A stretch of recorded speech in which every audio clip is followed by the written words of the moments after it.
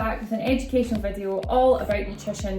And for a lot of people, they may have tried previous diets, or you get caught up in all this misinformation and the new craze that's on social media, and it's so easy to get caught up on this.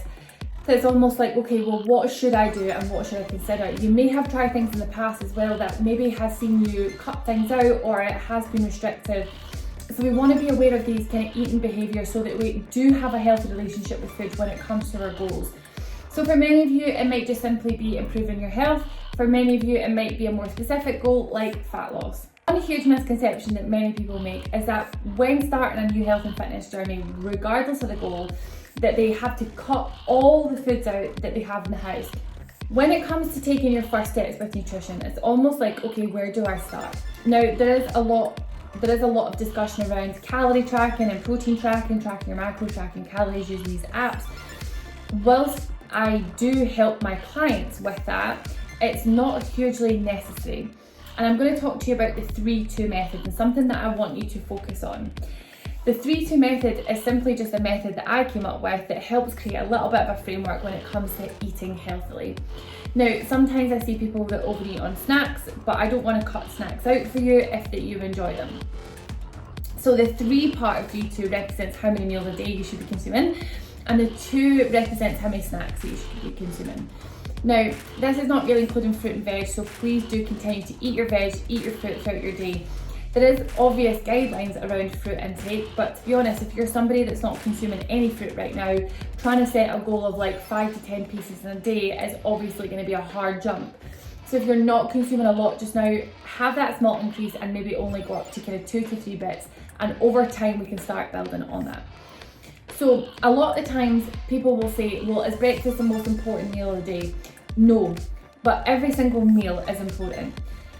When breakfast is the most important meal of the day is if you are somebody that is overeating, okay? So if you are someone that's very guilty of that over snacking, then the first step that I would do would be to start looking at your 3 meals per day.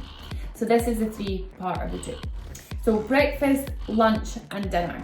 So with your breakfast, ask yourself, well, does my breakfast include protein? So if you're quite guilty of just maybe sleeping in or lying in a bit later, you're only grabbing a slice of toast and then heading off, then I would try to actively get up 15 minutes earlier and make a couple eggs to add some protein to that. There's so many incredible things that you can do at breakfast time that does add protein. Now, the reason that I'm advising this is because it's going to keep you fuller for longer. You're not going to have that kind of 10, 11 a.m. kind of slump being like, oh, I'm so hungry, I'm just going to nip and get a little biscuit. And you're not actually eating something that is substantial. This is very, very common. So by consuming something before you leave, not only are you having carbs and protein, you're also going to be more productive, you're also going to feel better, more energy, and it's going to help your blood sugar levels to stay nice and consistent, that you're going to reduce overall overeating in that day.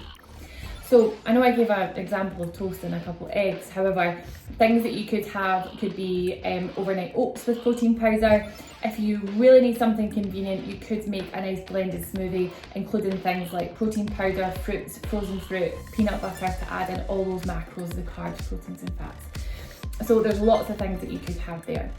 Now, when it comes to lunchtime, this is very important that you are also including a protein source in here, but I see people, and they're very guilty of cutting carbohydrates around lunchtime because it's almost like, oh, just grab a quick salad. We need to stop demonizing carbohydrates. They are your body's main energy source and they are good for your brain. So if you start cutting carbohydrates, you are going to lack energy, you are going to feel more fatigued and more tired. So it's so important that you are including carbohydrates into your diet.